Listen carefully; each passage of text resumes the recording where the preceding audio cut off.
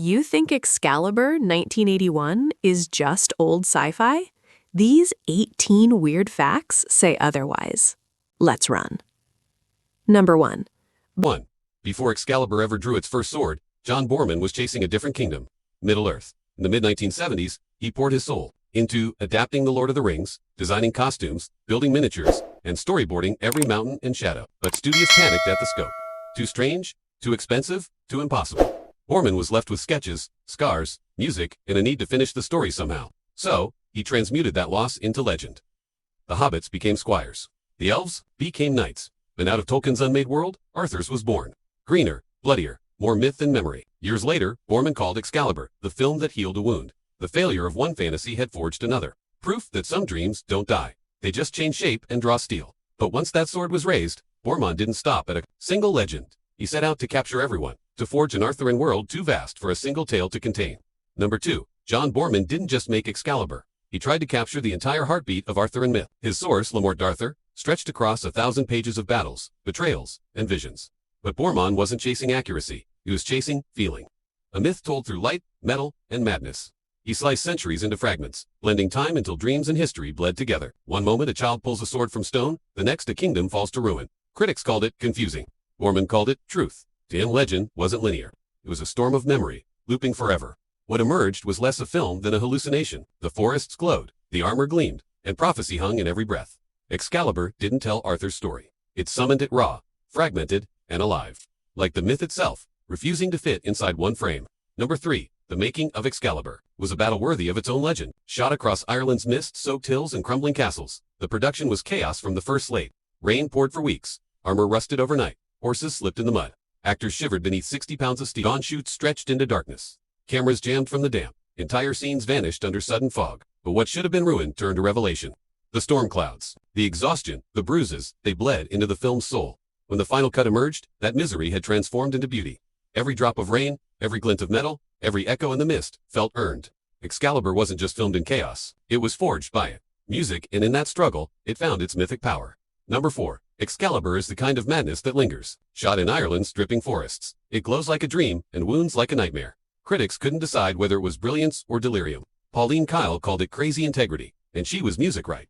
Every scene feels like prophecy. Knights shining like ghosts, blood gleaming like jewels. The line between divine and doomed, collapsing in every swing of a sword. Boorman didn't direct a movie. He conjured a vision, too wild for reason, too beautiful for order. And when the final blade caught the sun, it wasn't just a story ending. It was a world burning itself into memory. Number 6. On-screen Merlin and Morgana clash like fire and ice, a duel of power, wit, and fury. Off-screen, their tension was just as real. Nicole Williamson and Helen Mirren had feuded years earlier during a turbulent stage production of MCBTH. Their argument so fierce that crew members kept them apart backstage.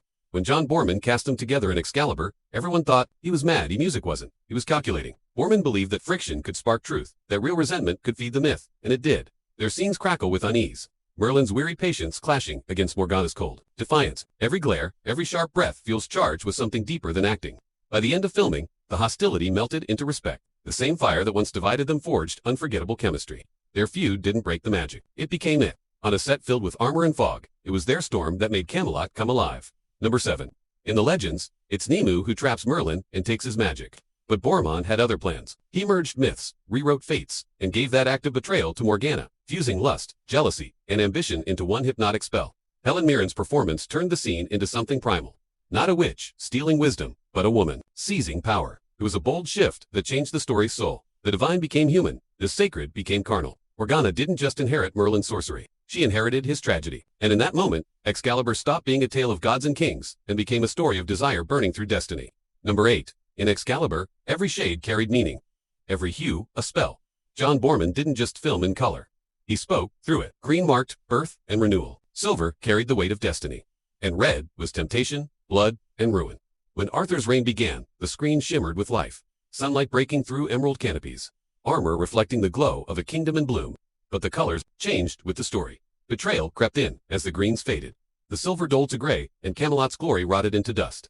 By the time Arthur rode to his final battle, the film's palette had bled dry, the world pale, exhausted, as if mourning itself. Boorman didn't explain the fall of a kingdom. He made the audience feel it one dying color at a time. When the light finally shattered on the water, it wasn't just the end of a movie. It was prophecy fulfilled in the language of decay.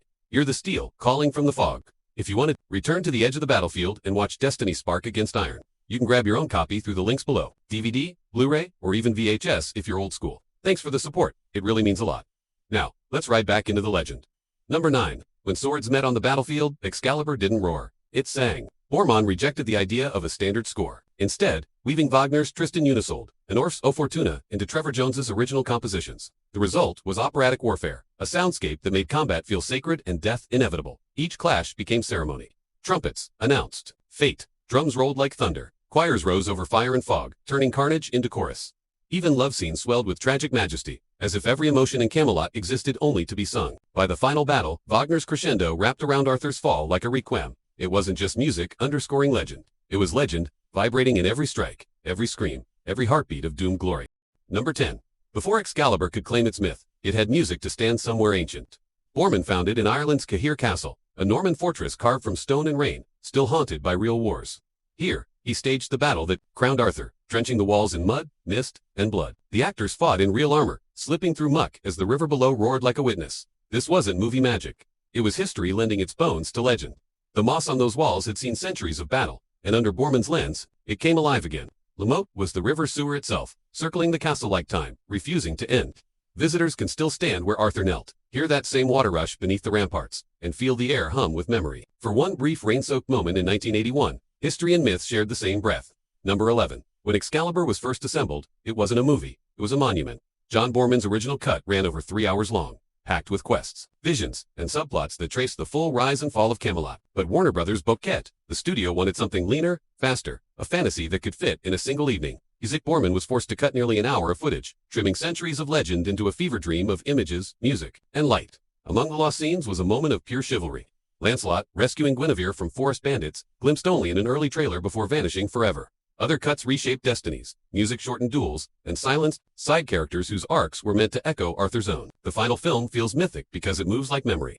Fragmented, haunted, incomplete. What audiences saw in 1981 wasn't all of Excalibur. It was what remained after Camelot itself fell to time.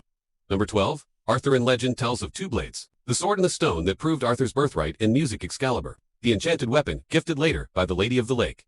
But John Boorman chose to merge them, forging a single sword of destiny that carried both purpose and curse. It was a radical choice that rewrote centuries of myth, collapsing prophecy and reward into one gleaming symbol of divine power. This Excalibur wasn't just a weapon, it was a mirror. It reflected every triumph, every betrayal, every drop of blood spilled to defend or defy its king. Boorman's decision gave the film its heartbeat. Instead of two stories divided by lore, there was one blade uniting them all. From stone to lake, from promise to ruin, when it finally sank beneath the waters, it wasn't just a relic returning home. It was the closing of a circle that began with a single pull of destiny. Number 13. When Excalibur wrapped, its relics didn't vanish. They slept. Morgana's silver breastplate, gleaming with serpentine curves, never went to auction or storage. Director John Boorman kept it in his home, displayed beneath Irish sunlight like a shrine to the world he'd built. Decades passed, dust gathered, but the armor never lost its glow. It remained a ghost of Camelot, a fragment of myth that refused to fade. Then Boorman made a promise. In his will, he decreed that when he was gone, Morgana's armor would return to its true owner, Dame Helen Mirren, a symbol of respect, reconciliation, and memory. Two artists forever bound by one spellbinding stone again. And when it does, it will complete a circle, forged in silver and destiny. Swung swords on distant battlefields. They were just young actors sweating in heavy armor. Excaliburs, cast unknowingly, gathered a future pantheon. Liam Neeson's as the hot-blooded Gan, Patrick Stewart as the Nobiline Digrans, and Gabriel Byrne as the doomed Uther Pendragon. None of them were stars yet. They were unknowns, fighting through fog, mud, and freezing Irish dawns, earning their knighthood the hard way. John Boorman treated them like apprentices of destiny, pushing them through real sword drills, Don Marsh, and endless retakes until the exhaustion became part of the performance. You can see it in their eyes. That mix of awe, pride, and their own. Neeson in Kingdom of Heaven, Byrne in Vikings, Stewart in Star Trek. But before they ruled worlds, they knelt in the mean. Before Excalibur, Ireland's film industry was barely breathing.